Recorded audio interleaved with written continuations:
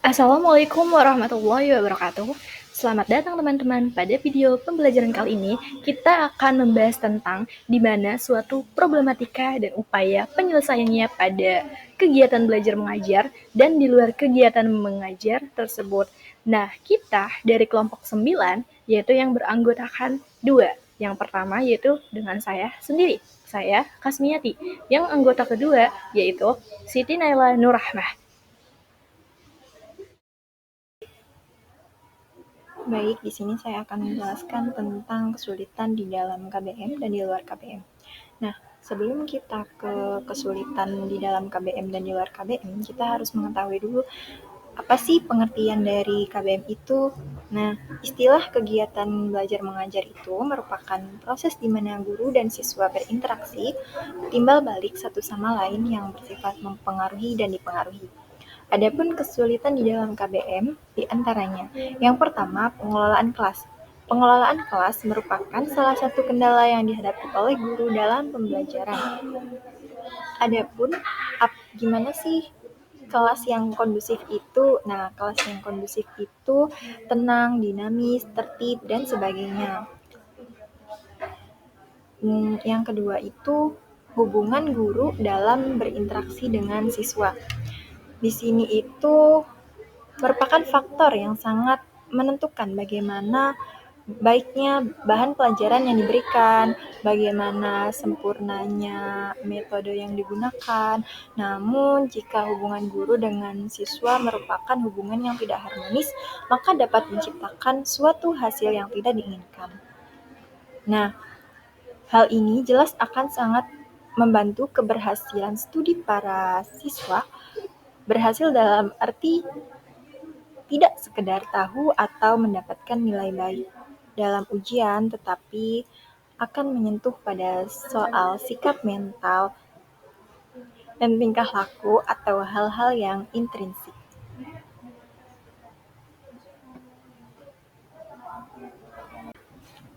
Baik, poin selanjutnya yaitu konsentrasi siswa berkurang.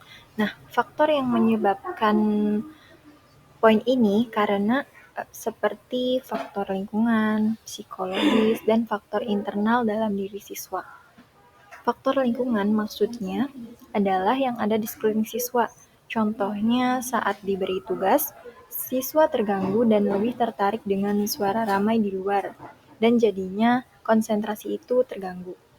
Faktor psikologis adalah ketika siswa mengalami tekanan, jadi saat mereka mengerjakan tugas atau belajar, fokusnya itu terganggu, misalnya karena kurangnya kemampuan bersosialisasi siswa dengan siswa lain. Nah, selanjutnya yaitu poin kurang interaksi dalam pelajaran. Guru yang galak, cenderung kaku, dan kurang bersahabat dengan siswa akan membuat hubungannya terasa berjarak.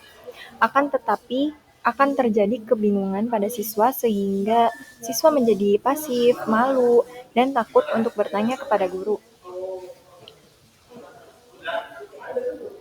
Nah, poin selanjutnya yaitu siswa kurang disiplin. Disiplin adalah salah satu sikap penting yang harus dimiliki oleh setiap orang. Pasalnya, disiplin juga menjadi faktor penentu keberhasilan pembelajaran. Baik guru ataupun siswa harus memiliki sikap disiplin terhadap waktu, terhadap tugas yang diberikan, seperti itu. Nah, yang terakhir yaitu daya serap siswa. Daya serap siswa. Setiap siswa memiliki kemampuan yang berbeda tiap individu. Nah, karena itu guru tidak bisa memaksakan siswa untuk langsung paham. Jadi guru itu harus mengetahui dulu gaya belajar siswanya itu bagaimana. Dengan demikian, guru itu bisa mengetahui siswa A ini gaya belajarnya semisal visual atau audio visual. Jadi seperti itu. Mungkin itu saja yang bisa saya sampaikan. Baik, di sini saya akan menjelaskan tentang kesulitan di luar KBM.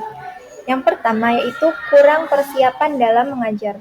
Sebagai guru, tentunya kita harus punya planning dulu untuk 1 tahun ke depan mengajar. Guru yang kurang persiapan dalam mengajar itu dapat merugikan perkembangan siswa secara akademis. Yang kedua itu perilaku siswa yang beragam. Nah, perilaku siswa yang beragam. Jadi, sebagai guru, mungkin memang ada kesulitan dalam memahami setiap karakteristik siswa karena ada banyak siswa yang ditemui di sekolah.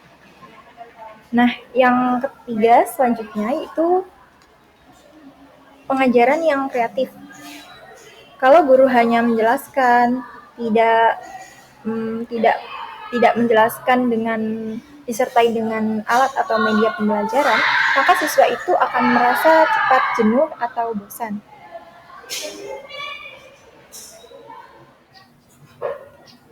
Baik, di sini saya akan melanjutkan tentang kesulitan di luar KBM, melanjutkan dari pembahasan sebelumnya. Nah, adapun kesulitan selanjutnya yaitu bantu menemukan minat dan bakat siswa. Seperti yang kita tahu bahwa guru itu tidak harus menemukan bakat siswa itu dari kegiatan belajar mengajar saja, tetapi bisa juga dari kegiatan di luar KBM-nya. Nah, dengan tersalurnya minat dan bakat siswa secara tepat dapat meningkatkan pembelajaran dan motivasi belajar siswa. Lalu, jika sebaliknya, kalau tidak dikelola dengan baik, maka akan menimbulkan masalah terhadap siswa, guru, maupun pihak sekolah tersebut.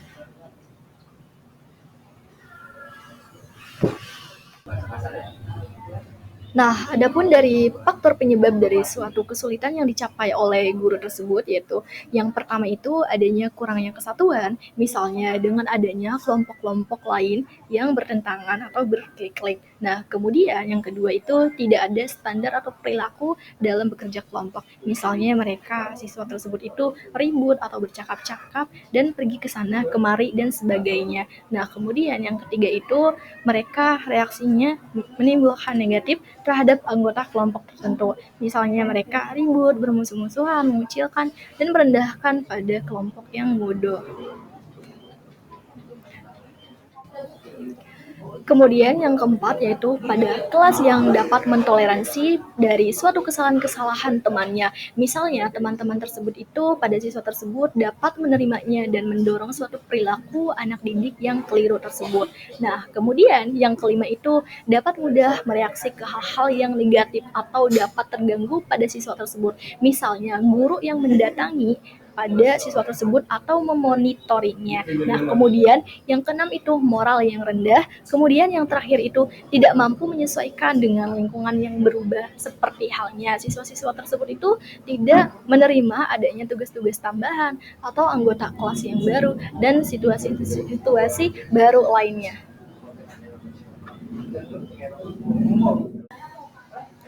Nah, kemudian adapun suatu upaya untuk mengatasi problematika pada kegiatan belajar mengajar tersebut.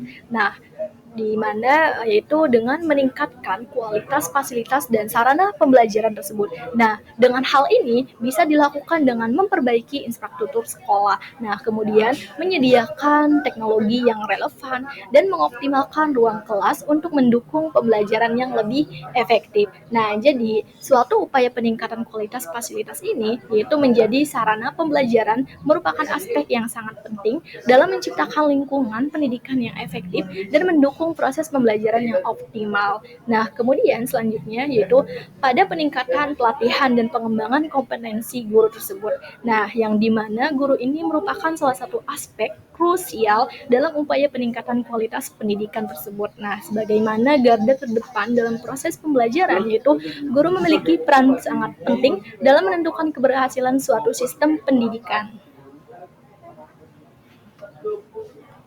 Kemudian pada upaya yang terakhir yaitu dengan memotivasi dan melalui pendekatan individual terhadap siswa. Nah, yang dimana guru perlu menggunakan pendekatan individual tersebut. Nah, yang mana lebihnya yaitu dapat memotivasi siswa tersebut dengan cara yang sesuai dengan kebutuhan dari minat mereka tersendiri. Nah, selain itu juga pada pengajaran yang menarik dan relevan dengan kehidupan sehari-harinya. Nah, dapat meningkatkan keterlibatan mereka itu tersendiri.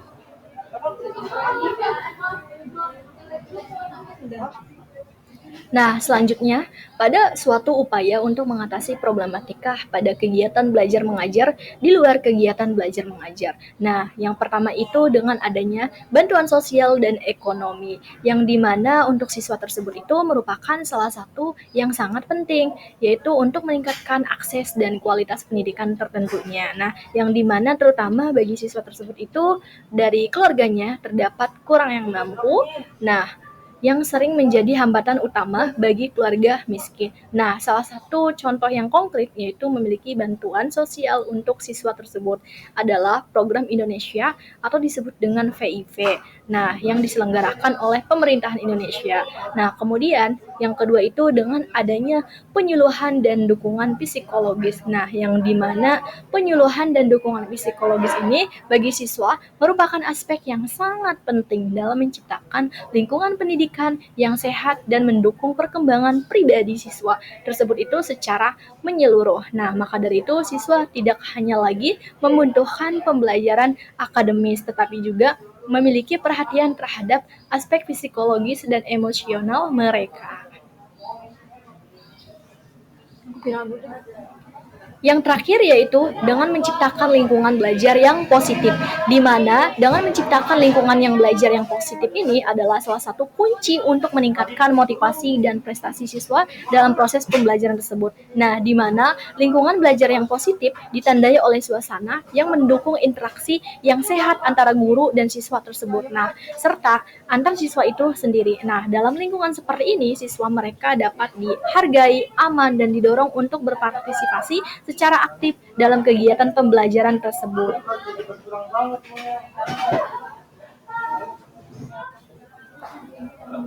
Yang terakhir yaitu kesimpulan. Adapun kesimpulannya, kegiatan belajar mengajar merupakan proses di mana guru dan siswa berinteraksi timbal balik satu sama lain yang bersifat mempengaruhi dan dipengaruhi. Nah, dalam kegiatan belajar mengajar, seorang guru tentunya memiliki kesulitan dalam menghadapi siswanya, yaitu terdapat pengelolaan kelas, hubungan guru dalam berinteraksi dengan siswa, konsentrasi siswanya kurang interaksi dalam pelajaran, dan siswa kurang disiplin, serta daya serap siswa.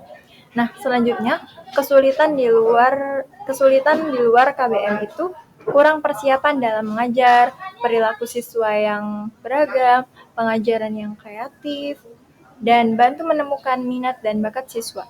Selanjutnya, pada masalah tentang problematika guru dalam menerapkan metode pembelajaran, problematika guru dalam media pembelajaran.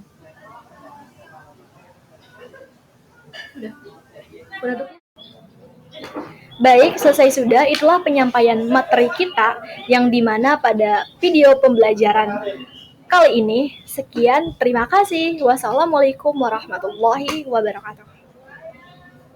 Udah.